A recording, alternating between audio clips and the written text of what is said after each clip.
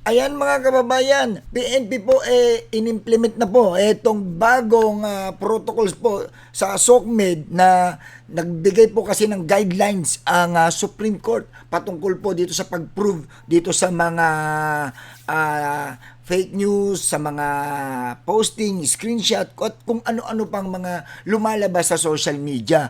At dahil po dyan mga kababayan, eto po, sinuportahan po ngayon ng PNP sa pangunguna po ng ating acting chief PNP Police Lieutenant General Jose Melencio Nartates, at ito po inadapt po nila para po ito mapaigting po itong pagsugpo sa kriminalidad lalo na dito sa social media. Ano po ang tatamaan dito mga kababayan? Ito para sa inyong kaalaman, ito po yung mga nagpo-post ng mga fake news, yung mga basta-basta na nagpo-post sa social media, 'di ba? At syempre para magkaroon na rin sila ng guidelines dahil nga naglabas po ang Supreme Court ng mga guidelines. Ito po yung mga guidelines po mga ka-alright, no? O ito, no, yung admission of authorship, ayan, account access, unique knowledge, similarity in language patterns, records from providers of device forensics, consistency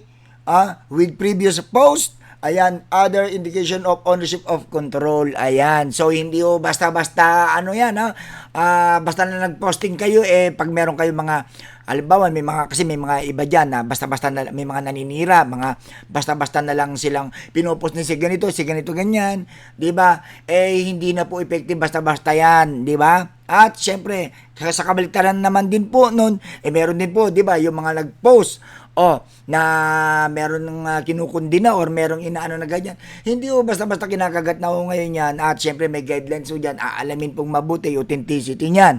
Kaya po syempre mag-ingat-ingat din. Yung ibang mga basta lang kayo ng post dyan, pag-isipan nyo mabuti kasi may makarampatang kaso na po yan. Meron na pong sinusunod ang ating PNP at yan po ay may guidelines na po nagaling po sa Supreme Court. Kaya nako, sa mga malakas manira dyan, nako ito ang mga tatamaan dyan. At syempre rin, yung basta-basta na nagpo-post ng hindi nila pinag-iisipang mabuti mga pinoposting nila. At isa pang kagandahan dito mga kababayan, tulong na rin po ito sa mga na bibiktima dito sa mga sa mga nangyayari no, kamakailan na po itong human trafficking na nangyari ngayon na yung mga bata ginagamit po na para bang ibinebenta yung mga photos, mga video sa mga iba't ibang banyaga, no, na nahuli po kamakailan lang po itong isang ginang na yung kanyang mga anak pa mismo kanya pong ibinebenta yung mga videos, mga photos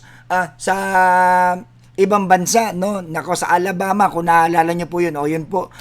Eto po, dahil nga po, tinignan mabuti, alam mo kasi may mga palusot kasi na, hindi ako yan, hindi naman pagpupost yung anak ko, ganon. Kaso, nung tinignan yung authenticity ng video, nakita na ang consistent na nagpo-post, nagsasend ng video ay yung ina. Nalaman po na Bukele hindi ho nakalusot, 'di ba? Hindi niya pwedeng sabihin na hack yung account ko. Ayan po mga kababayan. So ito na po yung guidelines na ginawa po ng Supreme Court at salamat naman po sa ating kapulisan dahil ito ay paigtingin nila at sinusuportahan nila itong mga ruling na to. Kaya sa mga basta-basta na lang po nagpo-post diyan, think before you click. Okay, yun lang po. Maraming salamat po sa ating kapulisan, syempre, sa ating acting chief PNP, Police Lieutenant General Jose Melencio Nartates sa pagsuporta po sa dito sa pagsupo kontra kriminalidad lalo na dito sa social media. Maraming salamat po.